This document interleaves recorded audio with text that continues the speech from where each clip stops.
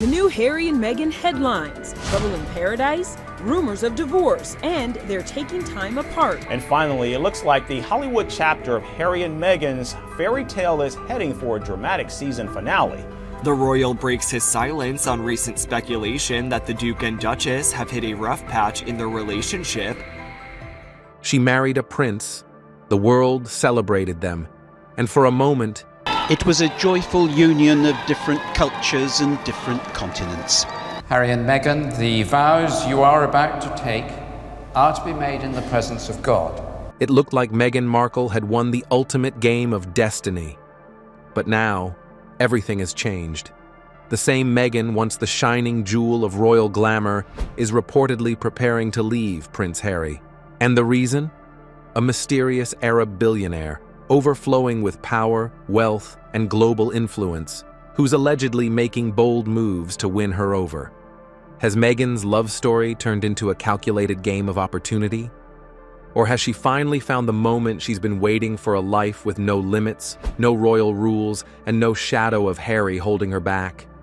Sources claim Meghan is dreaming a new dream, one with no castles, no Montecito frustrations, just freedom, money, and control. And Harry? He's starting to look like a pawn in a much bigger game, with someone else pulling the strings.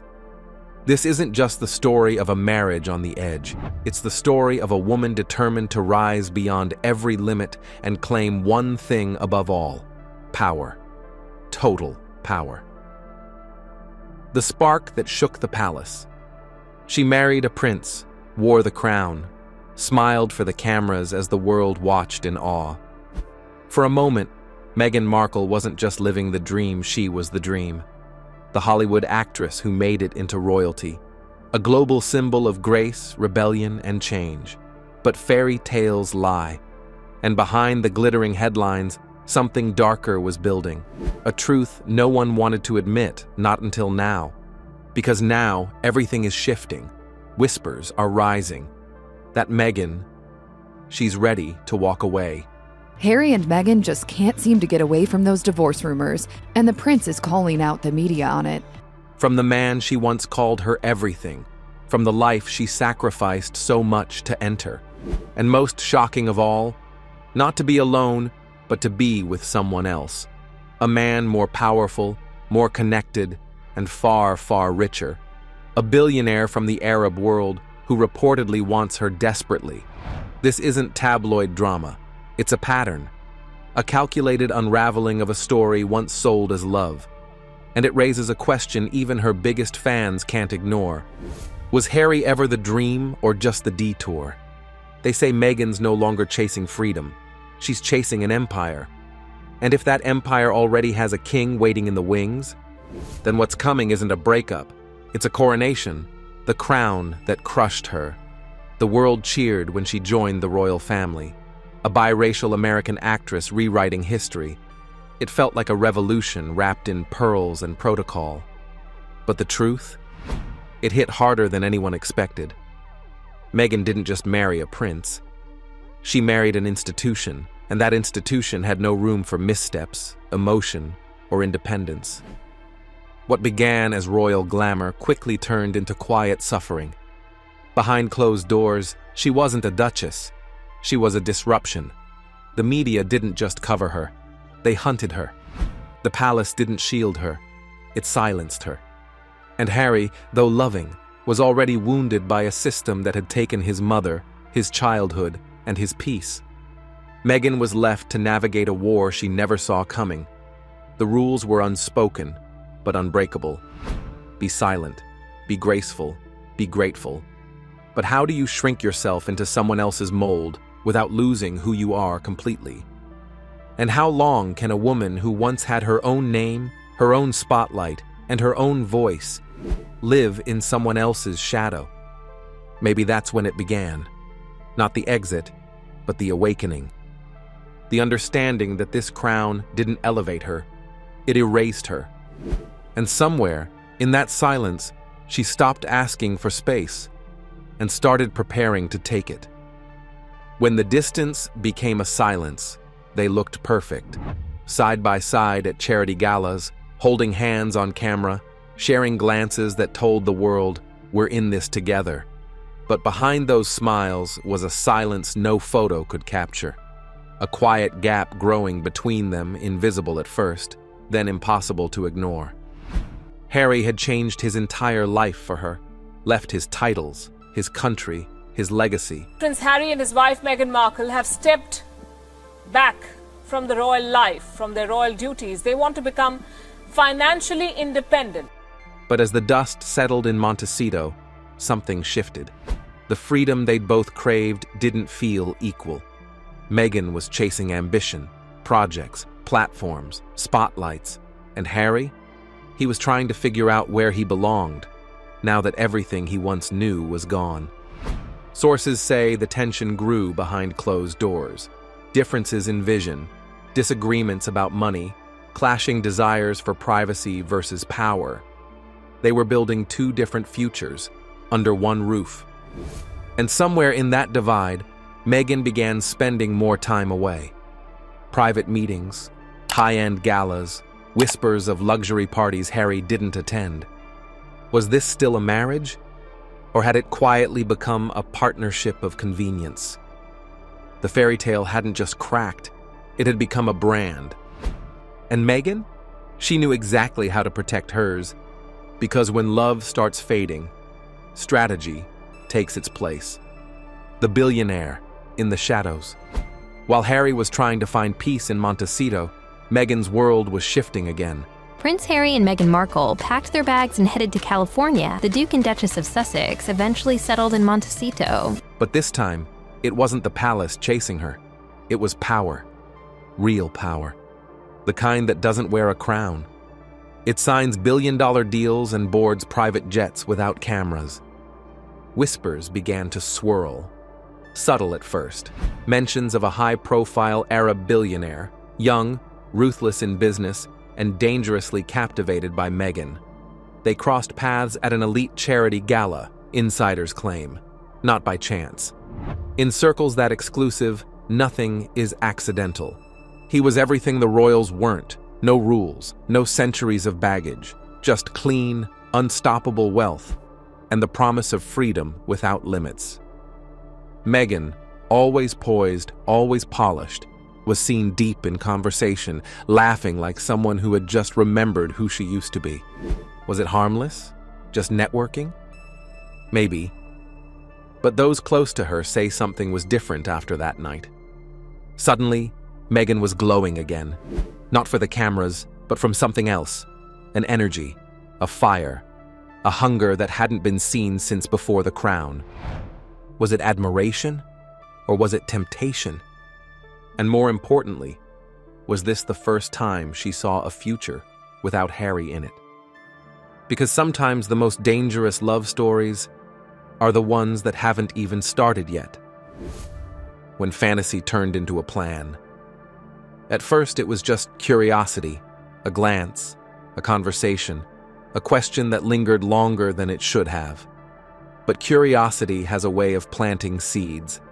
And in Meghan's world, where image is everything and power is survival, those seeds grow fast. The Arab billionaire wasn't just rich, he was untouchable. Global investments, political ties, royal connections of his own, but none of the rigid traditions that once caged her. With him, the future wasn't a question. It was a blank check.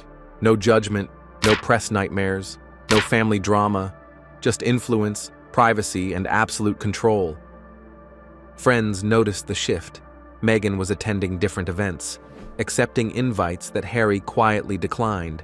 Her words became more careful. Meghan is in California right now, and you're here, and there's articles left and right about, why are you doing independent events? Why aren't you doing them together? Her presence, more curated. She was back in strategy mode, not reacting, but preparing. And when Meghan prepares, it's never small. Some say the spark with Harry had already faded. But others believe this billionaire wasn't just a distraction. He was an exit. Was Meghan already writing her next chapter while the world still thought she was fighting for her marriage? And if so, how much of what we've seen was real? Because when you're building an empire, every smile, every silence, every move, is part of the blueprint. The prince in the background. He was once the rebel royal, the soldier, the son of Diana, the man who broke tradition for love. But lately, Prince Harry looks like something else entirely, a background character in the Meghan Markle show. Public appearances paint the picture. Meghan commanding the room, making speeches, laughing with A-listers. Harry, quiet beside her, nodding, smiling, fading. His charisma, once electric, now feels dimmed, buried beneath the weight of something he can't say out loud. The man who walked away from a kingdom for freedom now looks like he doesn't know where he belongs. Sources say he's growing distant. He spends more time alone, retreats to separate spaces. Some claim he's trying to hold things together for the children, for the image, for the memory of what they once were. But others say he knows that something's changed, that she's changed. And maybe that's the most painful part, knowing that the person you gave everything up for is already dreaming of a world without you. Is Harry still Meghan's partner? Or has he quietly become a placeholder? Because when one person is building a new life and the other is trying to hold on to the old one, there's only one direction the story can go, and it never ends quietly. When whispers turned into headlines. At first, it was subtle, a tabloid line here, a blurry paparazzi photo there. Meghan spotted without Harry. Solo appearances in New York. But in the world of fame, silence is never safe. And soon, whispers turned into roars. The media began circling like sharks. Reporters who once praised the couple's brave escape now questioned the cracks in their image. Headlines grew sharper. Recent tabloid gossip suggesting that Harry and Meghan are appearing separately at public events because of marital problems. Is Meghan done with Harry? New man in the shadows? The love story that once captivated the world was now unraveling under the bright, unforgiving lights of public scrutiny. And Meghan? She stayed quiet. No statements, no denials, just perfectly timed photo ops, curated Instagram aesthetics, and carefully chosen words in controlled interviews. The more she said nothing, the louder the world spoke for her. But you don't need a press release to read between the lines. You just need to watch who isn't in the frame anymore, and who's suddenly appearing in the background. Was this all just a brand, a perfectly packaged love story now nearing its expiration date? Because once the media smells movement, they don't stop until there's a headline that burns. And Meghan? She's learned that controlling the narrative is the only way to survive it. The game of appearance. She wasn't running, she was repositioning. While headlines speculated and insiders whispered, Meghan stayed quiet and moved smart.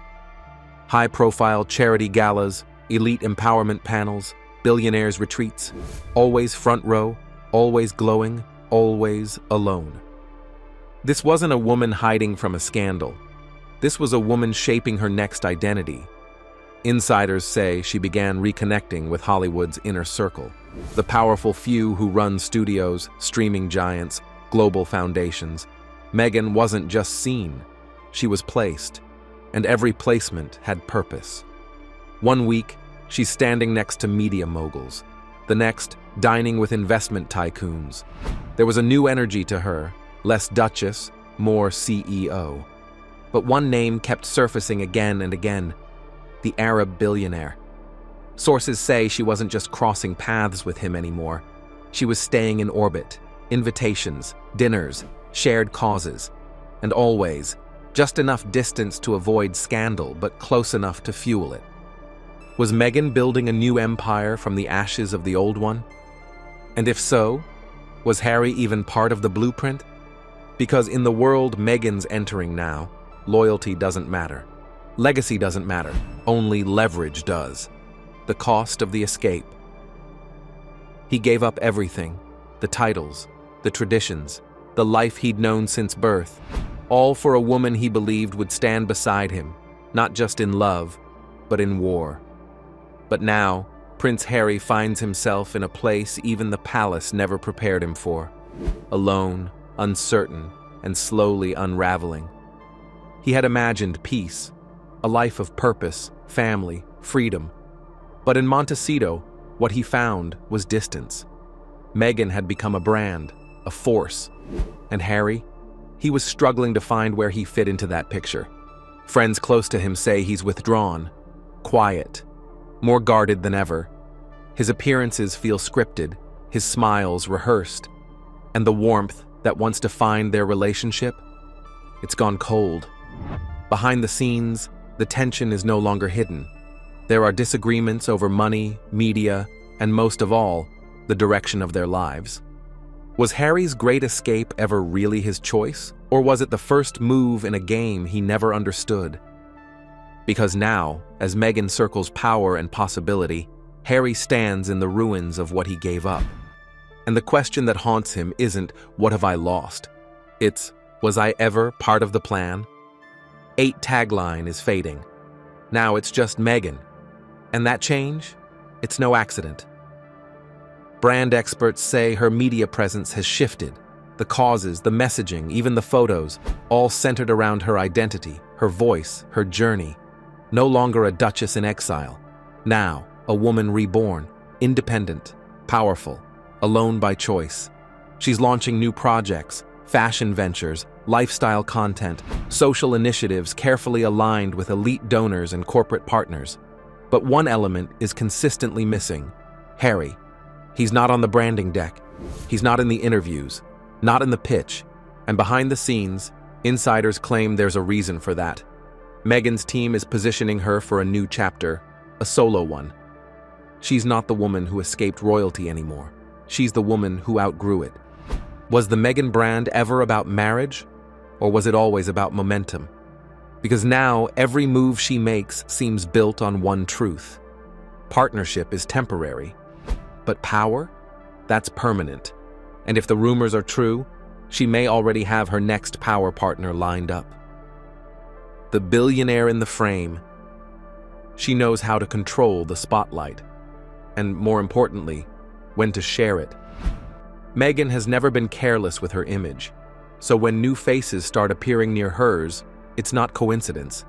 It's choreography. The Arab billionaire, once a name murmured behind velvet curtains, is now part of the elite rooms she walks through. Exclusive charity galas, global summits, high-level networking retreats where cameras are rare and conversations change empires. And every time Meghan steps into those rooms, he's there, not beside her, but never far behind. He's not a scandal yet, but he's close enough to be a headline waiting to happen. Insiders say Meghan isn't making any direct moves, not yet, but she's planting signals, shared causes, coordinated appearances, the same circles, the same message. She's not tied down, she's evolving. Is she carefully baiting the world to watch her pivot, without ever confirming it? Because when you want to shift public opinion, you don't announce it. You make them believe it was always coming. And Meghan? She's a master at making the inevitable feel like destiny. The question now isn't if she moves toward him. It's how and when she lets the world see it. The isolation of a prince. He was once the bold one, the prince who defied the crown, who followed his heart across oceans. But now, Harry doesn't look like a rebel. He looks like a man lost at sea. In public, he still smiles, he still shows up, but the sparkle has dimmed. The energy is gone. His voice, once strong and clear, now sounds practiced, cautious. Behind the camera flashes, the loneliness is impossible to ignore. Close friends say he's struggling. That behind Montecito's manicured walls, Harry is no longer a man building a new life. He's a man surviving the collapse of one. And while Meghan's star continues to rise in elite circles, Harry is slowly becoming what no prince is ever taught to be: irrelevant. The man who gave up a kingdom now finds himself without an anchor, without a role, without the woman he thought would be his future. Was this what freedom was supposed to look like? Because if love was the dream, then isolation has become the price. And for the first time, even the public, those who once questioned him, are starting to ask, did Harry save her, only to lose himself? The exit blueprint. She hasn't said a word, not publicly, not directly, but Meghan doesn't need to. The signs are everywhere, in her rebranding, her movements, her silence. And insiders now say what the world suspected is no longer rumor. It's a plan. They say her inner circle is shifting. New advisors, legal voices, reputation managers, people who specialize not in crisis control, but in strategic separation. Not loud and messy, quiet, seamless, deliberate. The kind of exit that doesn't just end a relationship, it protects a legacy. Friends close to her call it reinvention, but behind closed doors, it feels more like detachment. The family branding is being removed piece by piece. The public messaging is now hers, her values, her vision, her voice. Harry is barely mentioned, and when he is, it's brief, careful, impersonal. Is this what leveling up looks like? Or is it the final rehearsal before the curtain falls? Because Meghan doesn't do chaos. She does control. Meghan Markle is officially in a damage control mode as she desperately tries to salvage. And if she's truly preparing to walk away, then every detail, from timing to tone, will be flawless. This won't be a tabloid disaster. It'll be a masterclass in image survival.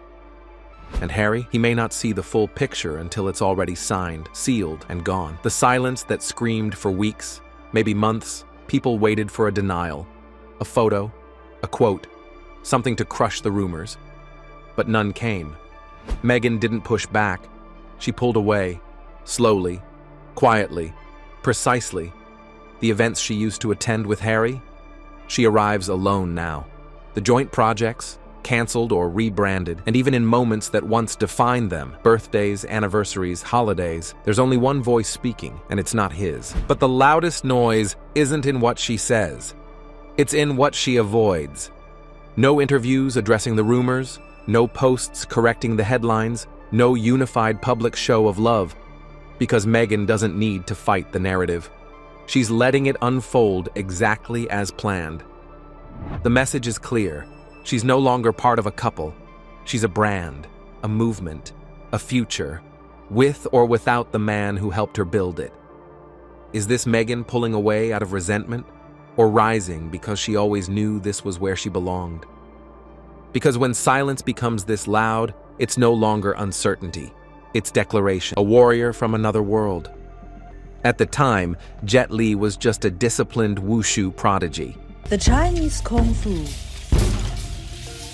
is much more well known as wushu or martial art in China. He was training for national competitions, not movie screens. But every time he stepped onto the mat, the image of Bruce Lee, strong, defiant, fearless, floated somewhere in the back of his mind. Bruce Lee wasn't just a martial artist. He was rebellion. He was confidence. He was everything China couldn't be at the time. And for Jet Li, who lived in a tightly controlled world of state-run sports and rehearsed perfection, Bruce Lee represented danger, freedom, and art. Years later, when Jet Li made it big in Hong Kong and then Hollywood, everyone wanted him to be the next Bruce Lee. They wanted him to fight like Bruce, talk like Bruce, even scowl like Bruce. But Jet Li knew something fans didn't. "You can't replace Bruce Lee," he said. He wasn't just a fighter. He was a mind. Hollywood's hunger for another dragon. In the 1990s, when Jet Li began landing roles in American films, producers had one thing in mind: reviving the energy Bruce Lee once brought to the screen. From Enter the Dragon to Fist of Fury, Warner Brothers presents Enter the Dragon, where the world's greatest martial arts athletes meet the ultimate challenge. Bruce had not just stunned the world, he had changed cinema forever. Hollywood wanted that magic again, and they looked to Jet Li to deliver it. But Jet Li never saw himself as Bruce Lee's shadow.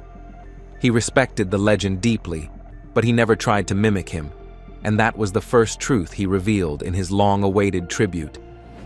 People always asked me, "Are you the next Bruce Lee?" And I always said, "No, There is no next Bruce Lee, there is only one. Instead, Jet Li chose silence. He let his performances speak. Films like Hero, Fearless, and Once Upon a Time in China showed a different kind of warrior, more internal, more graceful, more layered. Still, he knew he was walking on a path Bruce had carved. He acknowledged it without pride or pressure. He simply walked with humility. But Hollywood wouldn't let the comparison go. You know what hurt the most? Jet Li said. They wanted me to be Bruce Lee, but they didn't want to understand Bruce Lee. That sentence hit hard, because for Jet Li, Bruce Lee wasn't just a screen icon. He was a thinker, a philosopher, a revolutionary trapped in a fighter's body. And that side of Bruce, the one few truly saw, is the one Jet Li loved the most. When Jet Li met Bruce Lee through film. Jet Li never met Bruce Lee in person. Bruce died in 1973. Lee died in 1973 from an allergic reaction to painkillers. Jet was just 10 years old, but he met him through the screen, and those meetings changed everything. I watched The Way of the Dragon when I was still a teenager, Jet Li said. I remember sitting in a dark room watching him fight Chuck Norris, and I thought, that's not acting. That's truth. Unlike choreographed wushu routines, Bruce Lee fought with raw emotion. Every punch was defiance. Every scream was resistance. He wasn't performing. He was proving something. That energy, Jet Li says, is what separates Bruce Lee from everyone else. It wasn't about the kicks. It was about why he kicked. Jet Li studied Bruce's movements, but he paid more attention to his eyes. Bruce fought like he was on fire inside, he said. That fire, I didn't have that. I had peace, but I admired his fire. That honest admission stunned many fans. Jet Li wasn't trying to outshine Bruce. He was trying to understand him, and for a young boy growing up in a restrictive world, Bruce's fire became a beacon. Jet Li says, he gave people like me permission to dream, to believe we could break out of the system. The philosopher behind the fist. In martial arts circles, Bruce Lee is often remembered for his blazing speed and deadly technique. But Jet Li insists that's the least important part. He was a warrior of the mind first, Jet said. Jet Li had spent years studying Buddhism, Taoism, and Confucian teachings. He wasn't just a martial artist, he was a thinker too. And that's why Bruce's philosophy hit him harder than his fists ever could. When Bruce Lee said, "Be water, my friend," he wasn't being poetic. He was preaching freedom. Now water can flow or it can crash. Be water, my friend. Bruce was the first Chinese man to tell the West, I don't need your approval, I know who I am. That courage, that voice, was his real weapon, Jet explained. Jet Li confessed he once spent days reading Bruce's personal writings, notes, letters, philosophies. What he discovered moved him deeply. Bruce was always in a war, not with people, but with limitation. He refused to be boxed in, by race, by style, by fear. For Jet Li, who had always followed structure and tradition, this was revolutionary. Bruce was not just fighting opponents, he was fighting systems, and in Jet Li's eyes, that's what made him immortal.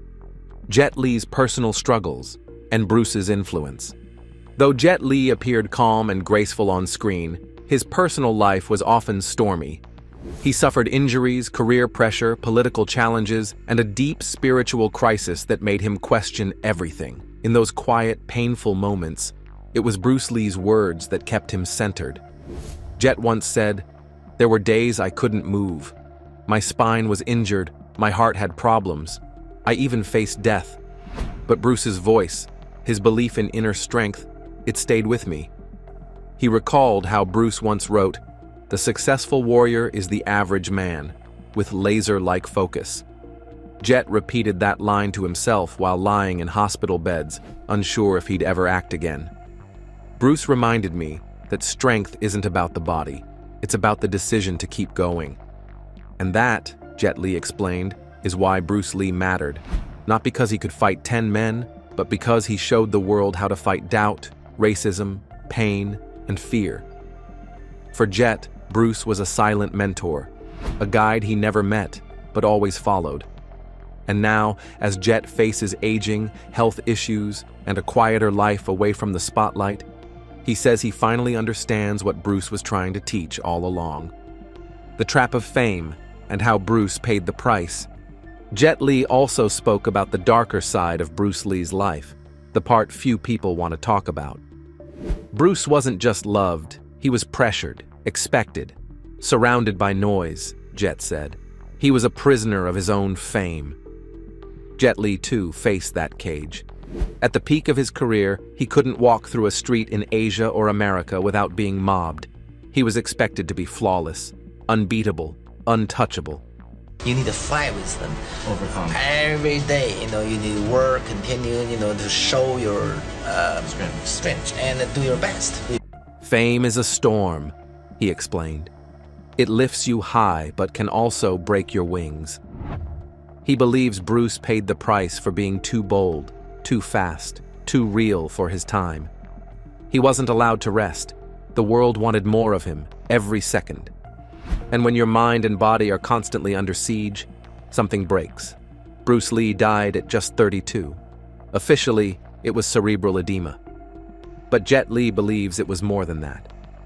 I think the world took too much from him, and he gave too much. In contrast, Jet chose early on to withdraw from fame before it consumed him. He became a philanthropist, a spiritual seeker, a teacher. And that decision, though difficult, was partly inspired by Bruce. Bruce showed me what could happen if you don't find peace, Jet said. The loneliness of legends. Both Bruce Lee and Jet Li stood alone in their time. Bruce was the first Asian actor to break through Hollywood barriers.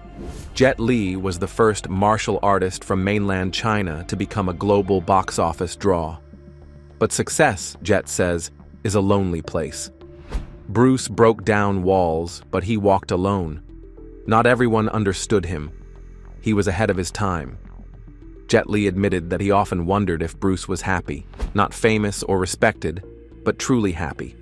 And the answer, he believes, is complicated. Yes, he had joy, he had passion, but I think he also carried pain. Bruce had to fight producers, racism, industry sabotage, even martial arts politics. Jet faced similar struggles, especially when moving from Chinese cinema to Hollywood. There's always a cost when you're the first, Jet said. His deepest admiration for Bruce didn't come from his punches, but from his patience. Bruce didn't explode in anger when rejected by studios. He trained harder. He didn't shout when mocked. He let his art speak. That kind of restraint, that quiet strength, is what made Bruce a giant in Jet Li's eyes. Bruce Lee's hidden message. Jet Li believes the world misunderstood Bruce Lee. Everyone remembers his screams, his abs, his speed, but they forgot his silence. He talked about Bruce's quieter moments, his handwritten letters, his poetry, his refusal to fit into Hollywood stereotypes. He wasn't trying to entertain, Jet said. He was trying to awaken. According to Jet Li, Bruce Lee's films weren't about fighting. They were about freedom. Watch Fist of Fury again, he said. It's not about revenge. It's about dignity. About a Chinese man standing tall in a world that told him to kneel. That, Jet says, is why Bruce remains so relevant. In every country, in every culture, people feel invisible. Bruce told them, "You are enough. Stand up. Fight back." That message is what made Jet Li dedicate his own film career to characters rooted in honor, humility, and purpose. I didn't want to play cool guys. I wanted to play good men. That's what Bruce taught me. And with that, Jet made something very clear. His entire cinematic journey was a quiet echo of Bruce's louder roar. Jet Li's career, a different path, same purpose. While Bruce Lee blazed like lightning, Jet Li moved like flowing water. His characters didn't scream. They bowed, they prayed, they sacrificed. Bruce fought the world. I tried to heal it, Jet explained. the people, why we need to fight. Because we want to stop. Drawing a clear distinction in their styles. But despite the difference, Jet insisted their purpose was the same. Bruce broke down the door. I helped people walk through it. Jet Li's roles in Hero, Fearless, and Shaolin Temple weren't rebels. They were men of principle. And yet, everything they stood for traced back to Bruce Lee's core message. Even when I played a monk or a warrior who avoided violence, Jet said, I was still carrying Bruce's message. Control your destiny. Bruce gave Jet permission to be proud of who he was, to speak less and do more, to stand tall without shouting. I wasn't trying to be Bruce Lee's copy, he said. I was trying to be his continuation. That one sentence, simple and profound, defined Jet Li's philosophy. He wasn't replacing Bruce. He was honoring him by walking a different road while carrying the same torch. The dragon's legacy, still burning. Jet Li believes Bruce Lee's true legacy has nothing to do with movies or martial arts. It's courage, he said softly. Courage to speak, courage to break rules, courage to be yourself, even when the world laughs. Jet explained that today's generation of martial artists, MMA fighters, actors, stunt performers, all walk in Bruce's footsteps, whether they know it or not. They're all chasing what Bruce started. He spoke of how Bruce Lee's influence reached places Bruce himself never visited. Africa, South America, the Middle East. In places where people felt weak, Bruce made them feel strong, Jet said. And that, to him, is true power. Not the power to defeat enemies, but the power to change hearts. That's why Jet refuses to let Bruce's memory be reduced to just memes or fight scenes. He was a warrior of the soul. And that's why Jet Li finally chose to speak out. Because he believes the world is starting to forget Bruce, not in name, but in spirit. And Jet couldn't let that happen. Not after everything Bruce had given him. What Jet Li wishes he could tell Bruce Lee. Jet Li paused for a long time during the interview when asked what he would say to Bruce Lee if he ever had the chance. His eyes softened, his voice lowered. Then he said something that stunned everyone. I wouldn't say anything, I'd just bow. That single sentence carried decades of emotion, respect, gratitude, humility. Jet Li admitted that for years he had imagined what it would be like to meet Bruce Lee, not on a movie set, not as celebrities, but as two students of martial arts, sitting on the floor in silence, trading philosophy over tea. I wouldn't ask him about fighting, Jet said. I'd ask him how he stayed true to himself in a world that tried to change him. That question, Jet admitted, haunted him for most of his career. There were times when producers wanted him to act tougher, smile bigger, speak more loudly. But in the back of his mind, Bruce's quiet strength was always present. He reminded me that power doesn't shout, it just is. I have seen all the movies, the actor is great. And even now, years after Bruce's passing, Jet Li says he still feels his presence. Not as a ghost, but as a guide. He's still teaching me, Jet said, even in silence. When the student becomes the teacher. Jet Li has spent much of his later life teaching others, young martial artists, actors, even monks. But he never calls himself a master. He says that word belongs to people like Bruce. Still, he knows that young people now look at him the way he once looked at Bruce Lee. And that responsibility, he says, is heavy. I see their eyes. They want to know how to fight, how to move. But I try to teach them how to be. Jet explains that martial arts is not about combat. It's about control of the body, of the mind, of the ego. And that's exactly what Bruce believed too. If your fists are strong but your heart is weak, you're not a warrior, Jet says. He often tells students to study Bruce Lee's writings before watching his films, because the power was in the thinking, not just the punching. Jet now uses his global platform to share not just martial arts, but compassion, discipline, and peace. He travels to orphanages, speaks at schools, funds charities, carrying Bruce Lee's torch into places the dragon never got to reach. The best way to honor your teacher, Jet says, is not to imitate him, but to live his values in your own way. And that's exactly what Jet Li is doing. A legacy bigger than the screen. There was a time when Bruce Lee's image was printed on posters, t-shirts, lunchboxes. He was everywhere. But Jet Li worries that sometimes the real Bruce gets lost in the merchandise. He was not a brand, Jet said. He was a man, a father, a thinker, a human being. Jet believes that in a world obsessed with celebrity, we sometimes forget the human cost of greatness. Bruce gave everything, his body, his soul, his sanity.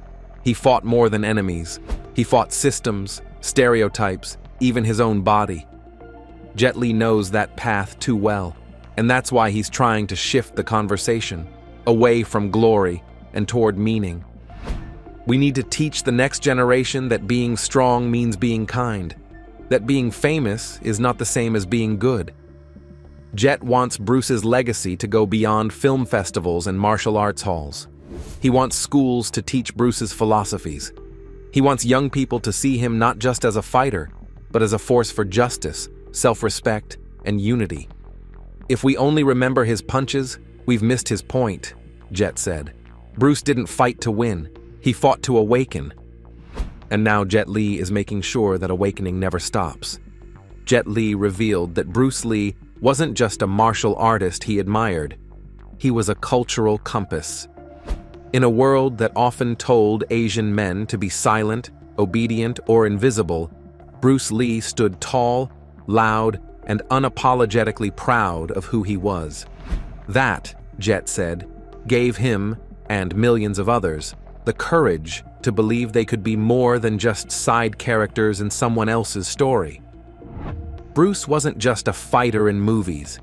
He was a warrior in real life, punching through the limits society placed on him. And through that, he gave birth to something far greater than cinema. He gave birth to representation.